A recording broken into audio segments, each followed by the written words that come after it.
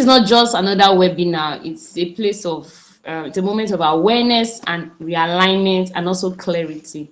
So it's an honor to introduce the visionary behind this masterclass, someone passionate about helping individuals identify and close the gaps between where they are and where they are meant to be. So please join me in welcoming Dr. Abraham Owoseni as we dive into the Growth Masterclass. Please join me welcoming. Over to you, sir. I want to especially thank you for joining in the experience we're having. It's going to be business-like, and the next few minutes will do a lot of shift for you and helping you close what I've called the growth gap, right? So I wanted to dive right into it. If you know somebody that you think is a good friend, close pal, professional colleague, that you don't want to be regretful that you are growing and they are not growing, then you can be kind to them to share this meet link with them directly so that they can just join us on the call, right? So we've captured the Growth Gap Masterclass.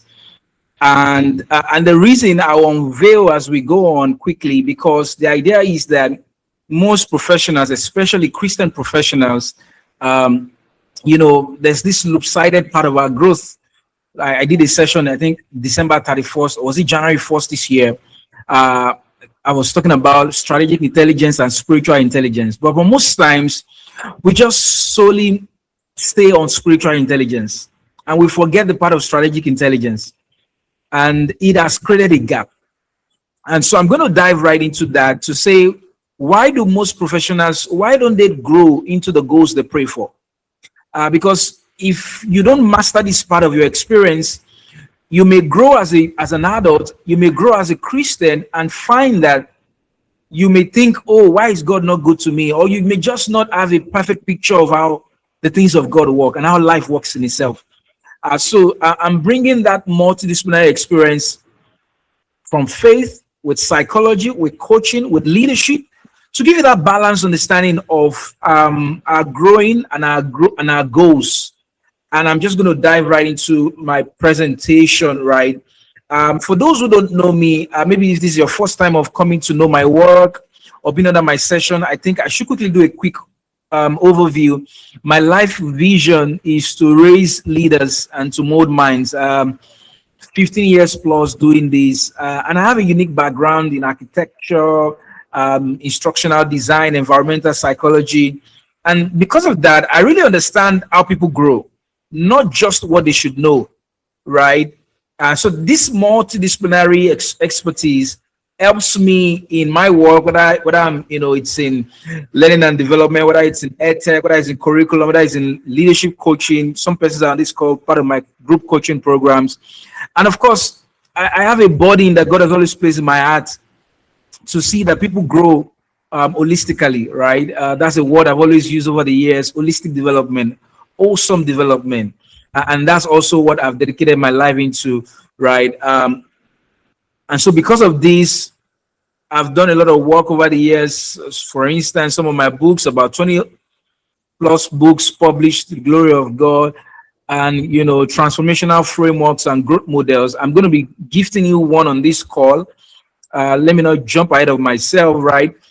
And thousands of leaders trained, keynotes given, media appearances also granted, and all that, right? So I commit myself to studying growth. I've seen that over the years.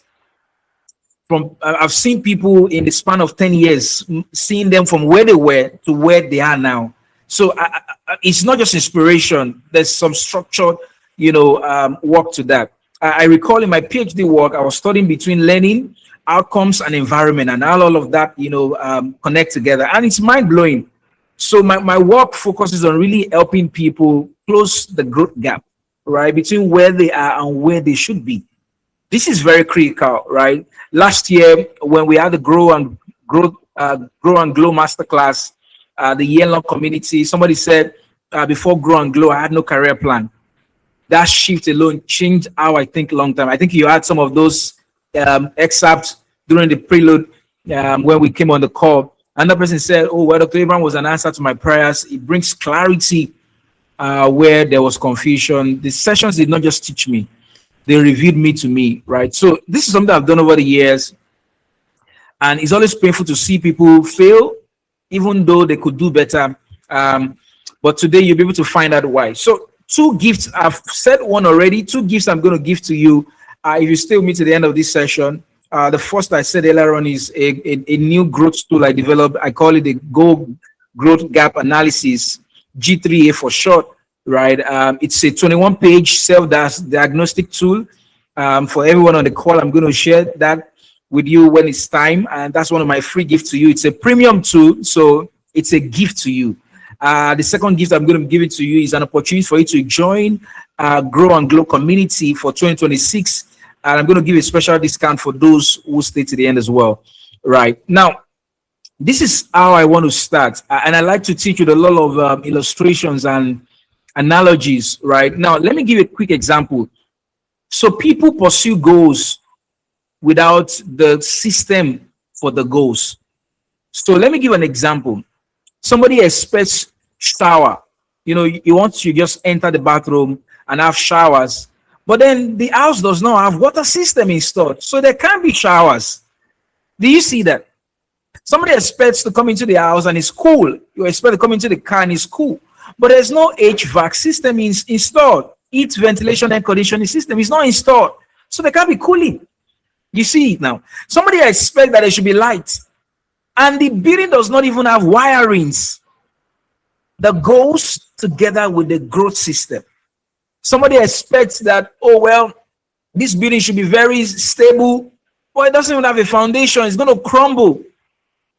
We've seen this again and again and again and again.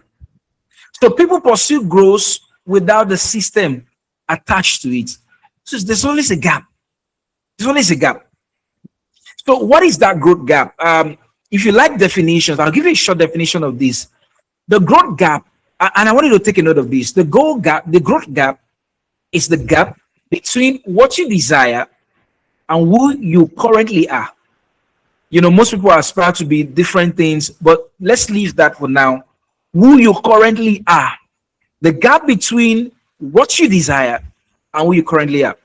So the meaning of that is this: you can't pray your way out of that structure, out of that system. I can't come into the house when I know that there is no water system installed and be praying, shower must come, shower must come. Shower won't come. I can't come into the house and expect light when there are no wirings. Light won't come. But again, look at the lopsided nature of it. We pray a lot about it, but we don't install the growth system. And this scripture comes a lot to my mind, a lot and again. He said the heir, as long as he remains a child, cannot access the inheritance.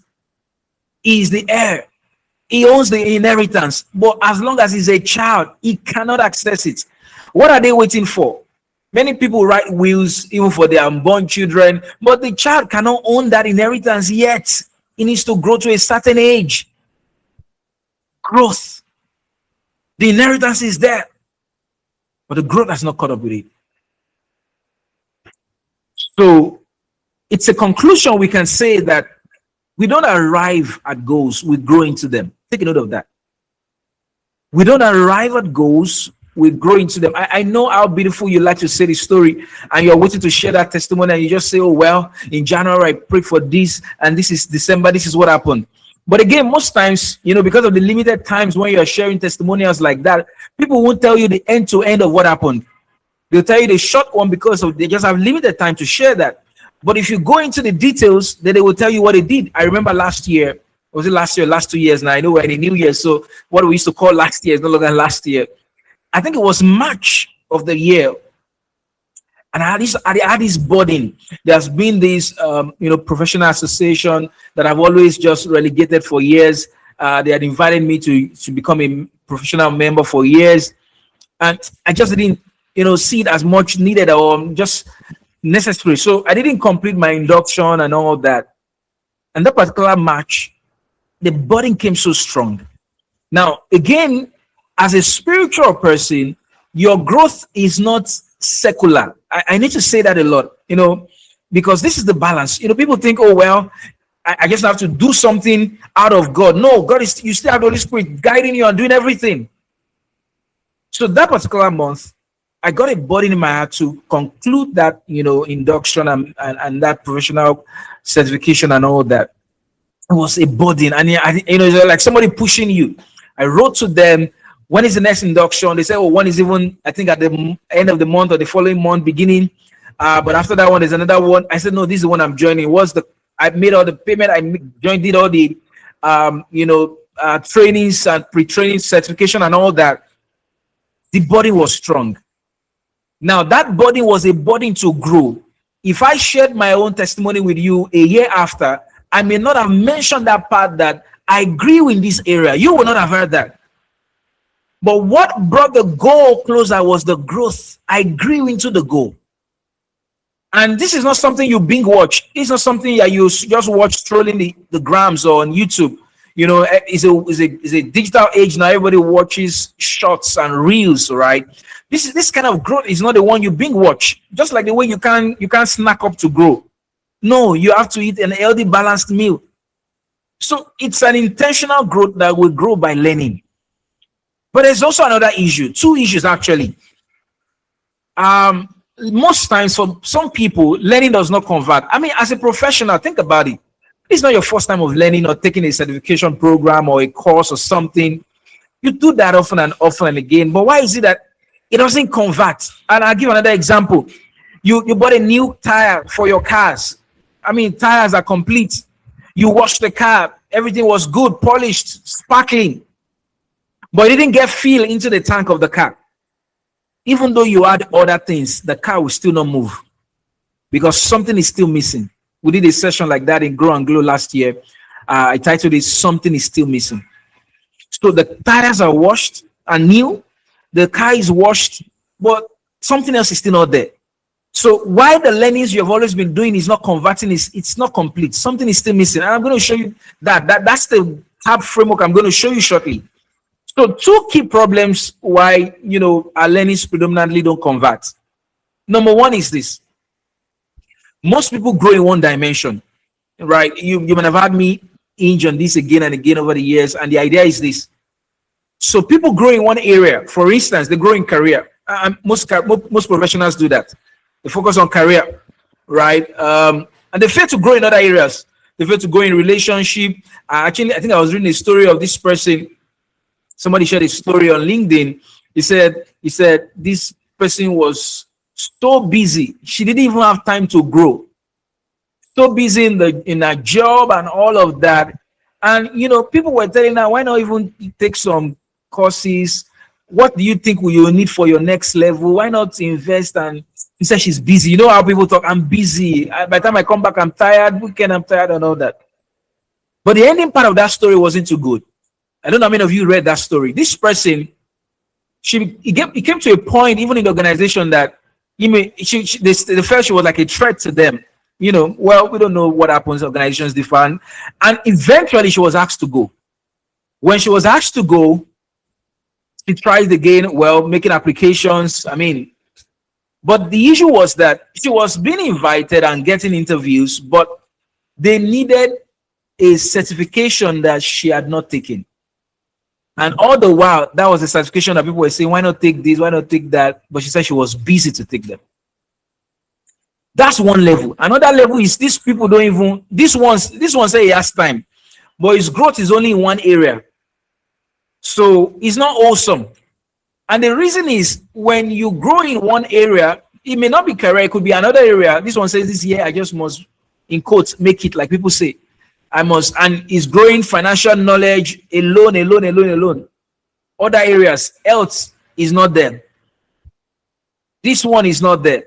At some point, you find that, the one you neglected is not allowing you to show up in your career. The career you neglected is not allowing you to show up in finances. The finances, they are all interconnected. They are all interconnected. And so this is a framework for most people who have been part of my work. You know me, I've shared these life harmony wheel again and again. It talks about those 9 key areas that we grow in as professionals: career, academics, finances, physical health, emotional.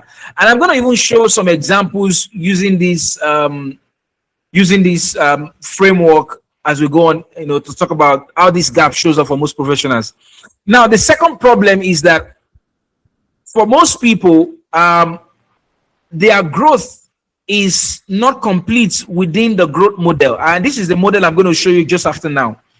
They grow in cognitive knowledge. They have the knowledge of that thing, maybe, or they don't have the affective knowledge, what they must become. For some, they have that, but they don't have the behavioral, what they must do. So for some people, they have the C, some they have the A, some they have the B, some they don't even have all the three. So the knowledge is not converting, the learning is not converting. So let me show you an example of this. Before I show you this example of this CAP framework, let me I'm going to pull up a poll. And I just wanted to reflect on this poll that you're going to see on your screen. I want to ask you, for instance, tell me, what area have you been predominantly, what area out of those 9 areas of life? These are 9 domains I've studied over the years. What 9 domains of life do you think you have that is your biggest gap? You think is your biggest gap? What 9 domain do you think is your biggest gap? Right. Just click on the poll button on top of your, you'll be able to see this poll on top of your Meet. You should be able to see this poll. Just click which one is yours. What 9 predominant areas out of those 9 areas? Which one? Just click and vote. It's an anonymous vote, by the way.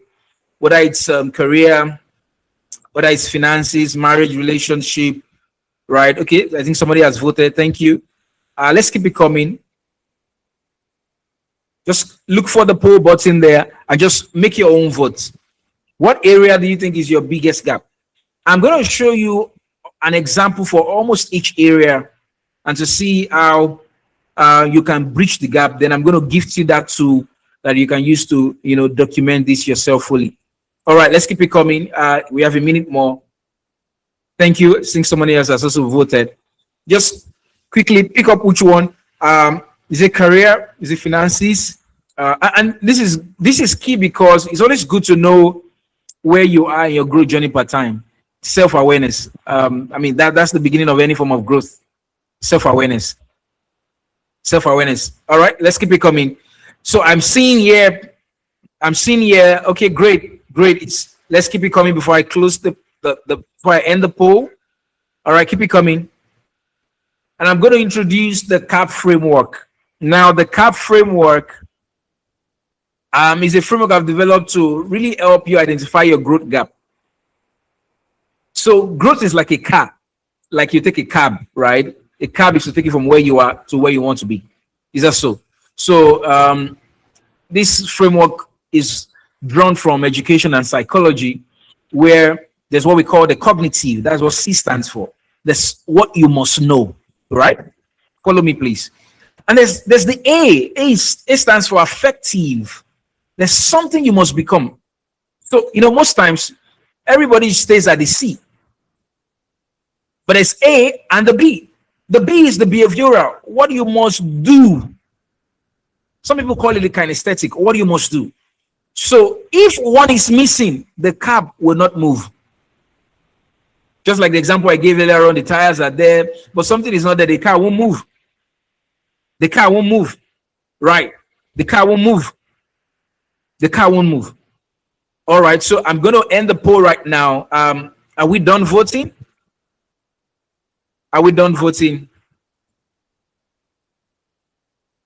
All right. Okay. So I see the predominant ones I'm seeing here: finances, right? Marriage, recreation, emotional.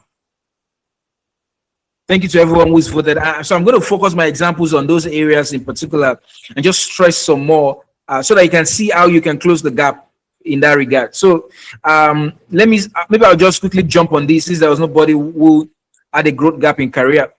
But in case maybe you had a growth gap there, maybe you didn't know, I'll give an example. This person has a goal, 2026 goal, 2027 goal. He says, I want to get promoted into senior leadership.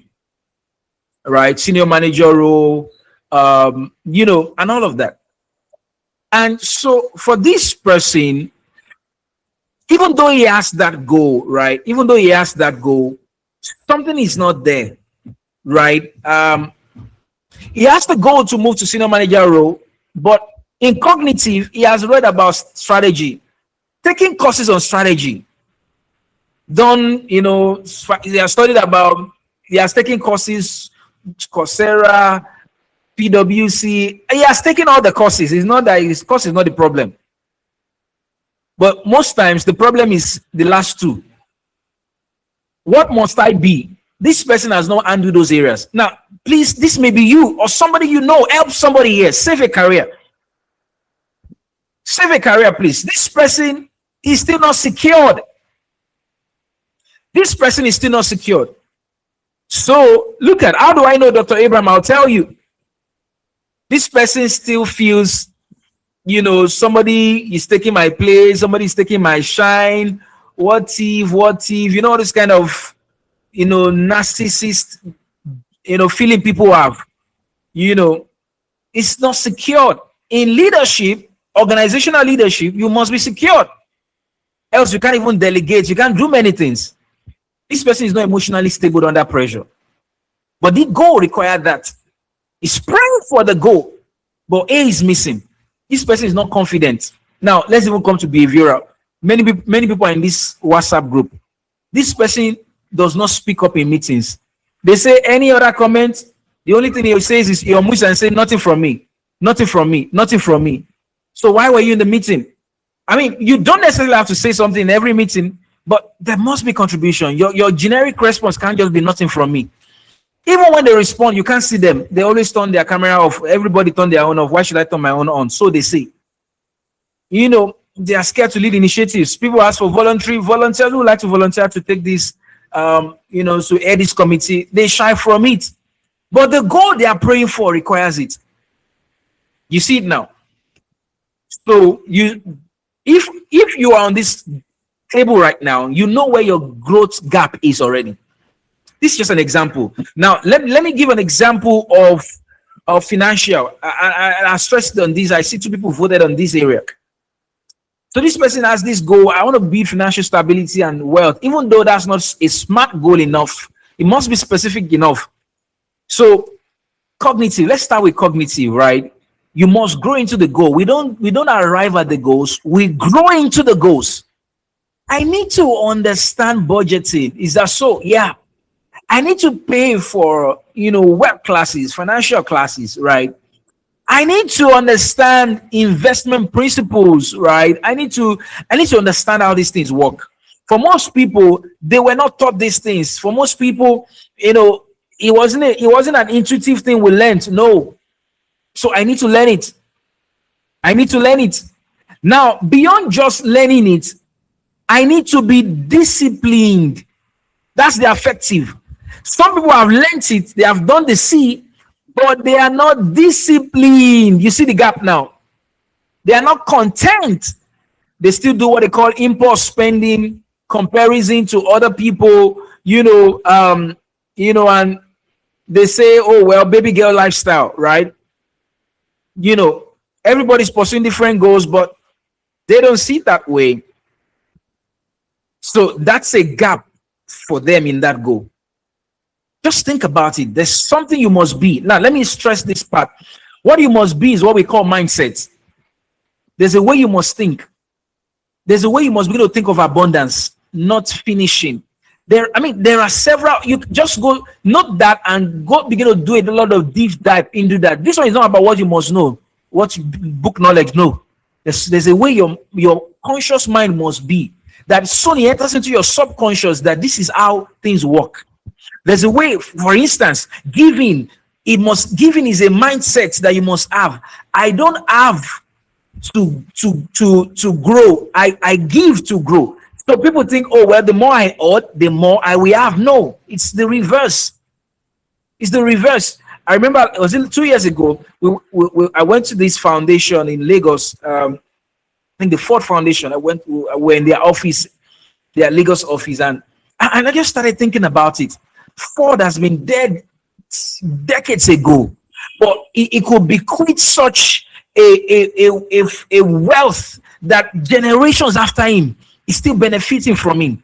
What a way, what a mindset he had. Why he could create a structure around that for such endowment.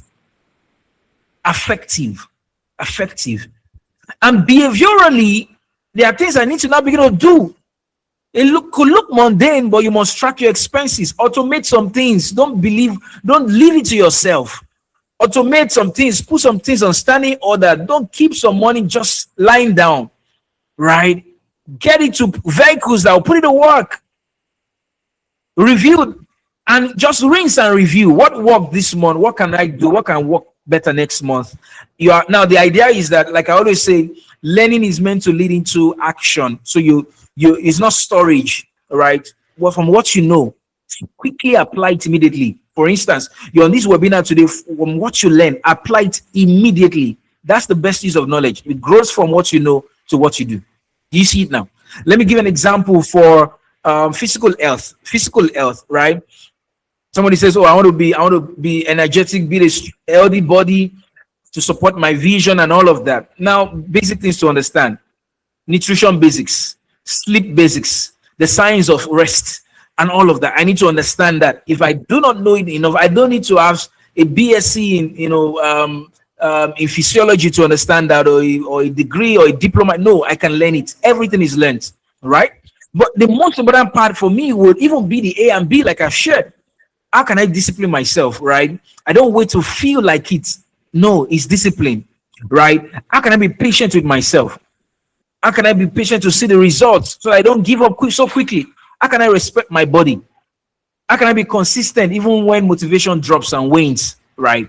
And you now drop structures of what you must do. Okay, based on my schedule, based on my all of this, I can only do 2 times a week. UNICEF, I think, recommends 120 minutes a week, if I'm not wrong, right? So if I break 120 minutes a week of exercise, I can even break it down. Okay, how can this work for me, right? How many minutes? Even your climbing upstairs is part of your exercise. Is that so, right? I want to make sure I stop using the lift. I make sure that when I'm going for lunch, I make sure that every time I'm changing my time blocks, I take a stroll around the office. What you must do. That's just how it works. What you must do. I go for regular checkup. I maintain a regular sleep pattern. What you must do. I grow into the goals. The goal does not just land on me. No, I grow into it. Now, let's use an example of community. Maybe some people don't understand the power of community. Let me explain. This is powerful. Somebody said, this year, I want to build meaningful friendship. I want to surround myself with high network individuals, growth-minded people, purpose-driven individuals. They won't come to you if you don't grow into that version of a person as well. You know, I remember many years ago while I was in, I think, high school, I wasn't doing so well at some point in my studies. And, you know, the belief they gave us was that those who were doing well don't want those who are not doing well to come near to them. So I had this classmate in class then who was the top of our class, I think in JS1. Ben is his name.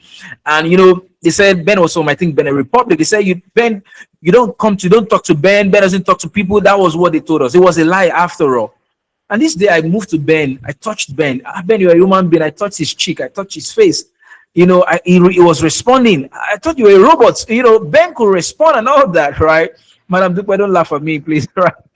You know, and it dawned on me that like will attract like. If I want people who are high flying people, I must also be on the part of high flying. Just like you're trying to, you know, go on the road to a place. The people on the lane on that road are people going in that destination. The people who are not going there are not on that lane. So beyond just understanding how association works, 2 years ago I read this book by Dr. Akin Akipelu, The Power of Networking. Powerful book. Check it out. And that's cognitive level. And it was showing how we met, you know, the likes of Professor Yemi Oshibajo on the flight, and you know how we applied the strategy of community building and how that opened a lot of doors. Powerful stories he shared there. But beyond cognitive, you now move to affective. Who must I be? I must be a valuable person. I must not just be calling people to get something. No, else every time they see my call, they don't pick. They already know where I'm going to. So I check on people without asking them anything. I give to people more than I ask. I'm giving you a self that's nothing to today. It's a gift. So I'm looking for one time, you know, I just studied something. Which of my friends will need this? Oh, this one will need this. I send it to them. Be valuable. And of course, we live in a world today where what you see is not all that meets the eye. So you must be discerning. That's something you must be. As a lady, somebody just coming to you, oh, how are you? And giving you a hug and just feel the person likes you by default because he hugged you. You must be discerning. I got a time one time. I got to an organize. I was in an organization one time, and the Spirit of God told me that I should be careful with a particular person, not to move close to the person. It was discernment. Nobody else could have told me that. The Spirit of God told me that. Discernment. You must be discerning. Even though you want to build community, that is something you must be. You must be discerning. You must be discerning. And of course, you must be confident. You don't wait for people to tell you good morning before you be the first person to greet. So these are things you must be. I mean, I'm even giving sprinkles of ideas. These are exhaustive bodies of knowledge, right? Right. And then of course you must be secured, right? You don't feel, oh, this person is better than me and all of that, And of course, there are some things you must do, right? Where are these HNIs? What rooms are they? Can I be in those rooms? Can I go into those conferences where they are? Can I pay for those access? That's what there are things you must do. That's where you meet them. There are things you must do. This is how it works. Let me give an example of emotional well-being. Somebody voted emotional well-being, and this is powerful today in today's world. Many people look down on emotion. Emotion is almost as powerful as your physical health. And somebody said this year, this is his goal. He said this year, I want to develop emotional maturity and stability, especially in pressure situations. So what must you do? What must you know? Start with cognitive. I need to understand emotional triggers. Okay, what makes me feel this way? Right? What thoughts bring certain feelings? But beyond what you know, I did a book, I think 3 years ago, called Emotions. Powerful book. Emotions, right? How you can work with the head and the heart without losing the hand. Most professionals throw away the heart. You can work with the head and your hand without losing the heart. But most people throw away the heart. I don't care how you feel. They think. But that doesn't work. That doesn't work.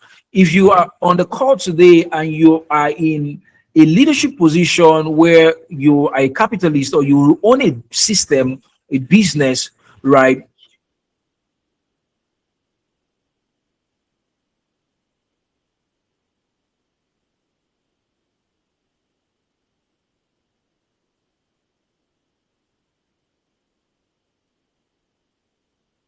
But let me bring it down to personal emotional well-being. So most times coming to effective, what must I be?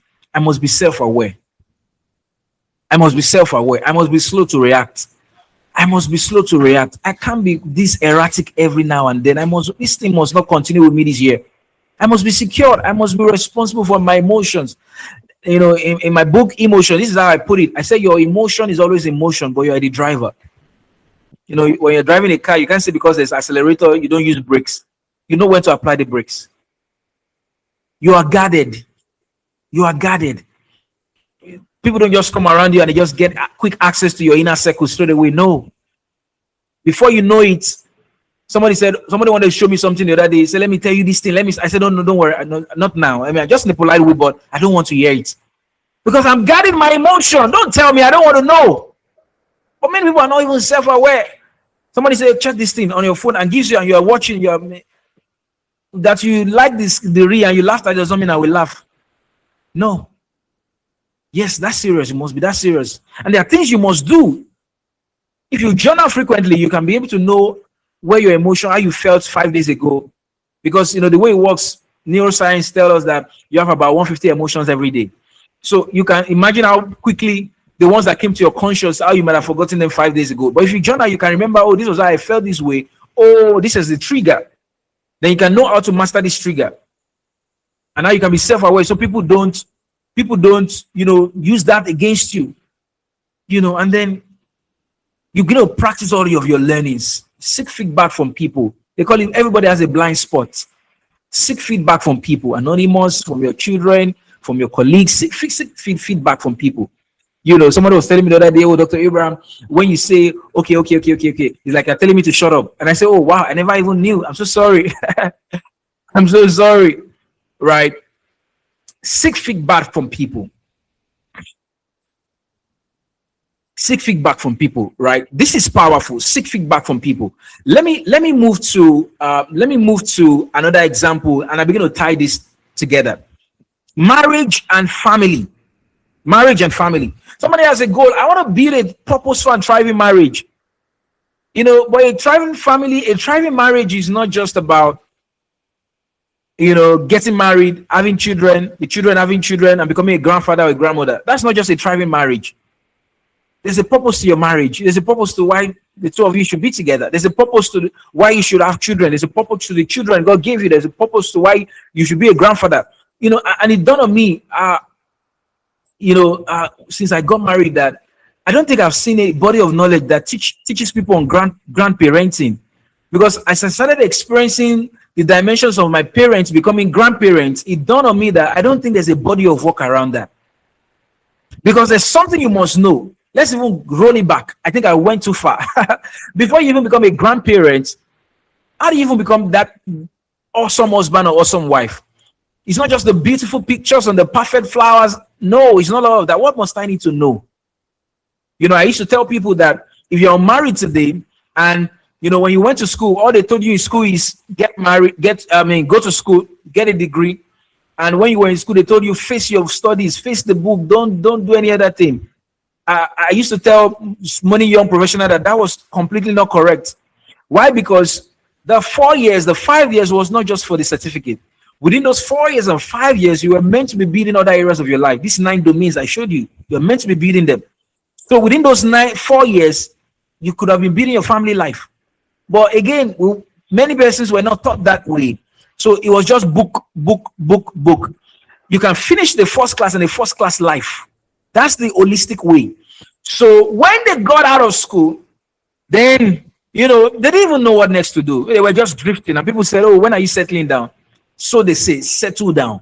And this guy says, okay, this is what you do. You attend a courtship class. It's 3 months. And then you get married. Okay, think about it. I just like to be logical when I say these things.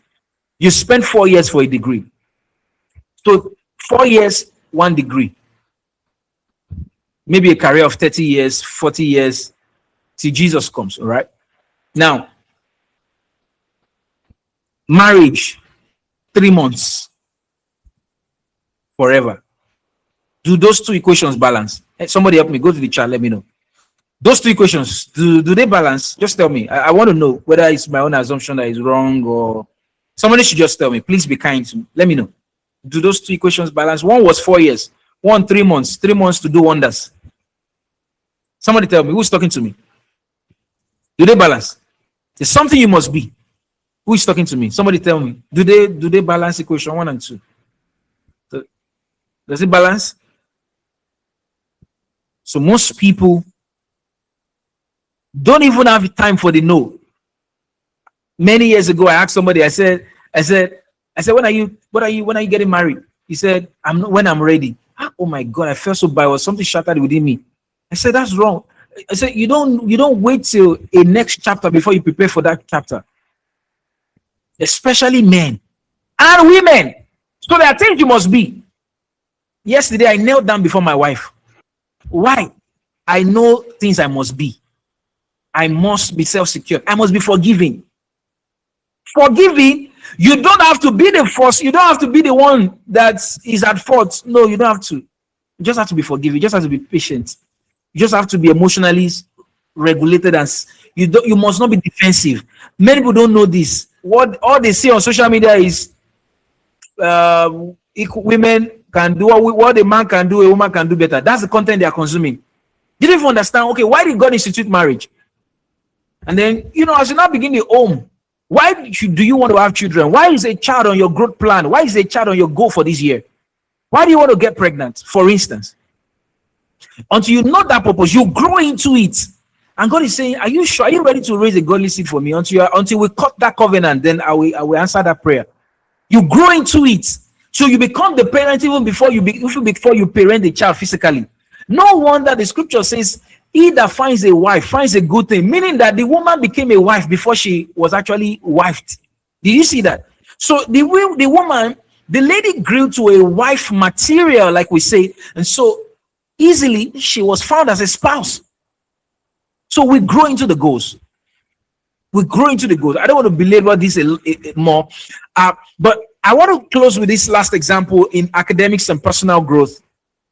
And this is because academics is not just about school, right? It's a lifelong learning. That's why I talk about personal growth. Somebody said this year, I want to commit to learning. You know, my wife inspired me a lot. January, she had finished her first book of the year, you know, just dusting it. I say, Abraham, you need to catch up, right?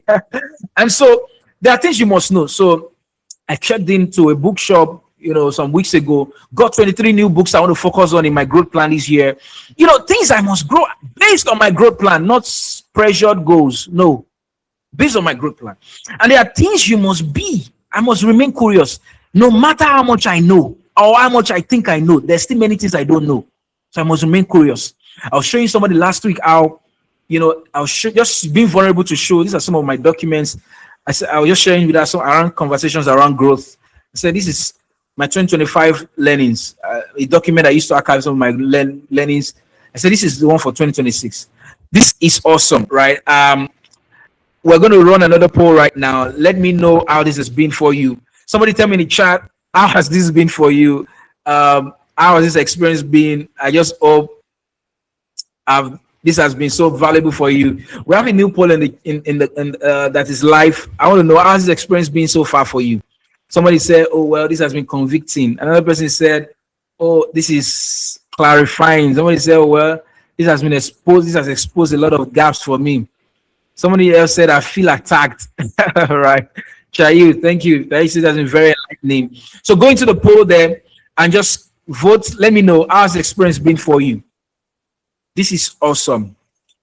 This is the Growth Gap Masterclass. All right. I'm going to open the floor for Q&A shortly, so that I can answer any of the personal question you have. This is an opportunity for you being live on the call. This is your own gift for being on the call, right? This has been clarifying. Thank you.